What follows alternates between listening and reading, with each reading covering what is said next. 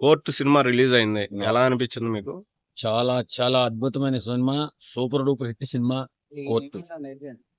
ఆ జోనరే చాలా అద్భుతమైన జోనరు. నాని గారు ఎంచుకోవడమే. ఆయన నాని గారు ఏంటంటే ఎక్కువ దర్శకత్వ శాఖలో పనిచేసాడు కాబట్టి, ఆయన హీరో అయినప్పటికీ ఆ కోణంలో సినిమా కథలు వింటాడు కాబట్టి, ఇలాంటి మంచి మంచి కథలు తెరపైకి తెచ్చి మనందరికీ కూడా ఆనందాన్ని కలిగజేస్తున్నారు నాని గారు. సినిమా మాత్రం సూపర్ డూపర్ హిట్. ఈ నెలలో ఈ సినిమా మాత్రం సెన్సేషనల్ హిట్. ఇప్పుడు రిలీజ్ అయిన సినిమాలు అన్నిటికంటే కూడా సెన్సేషనల్ మూవీ కోర్టు.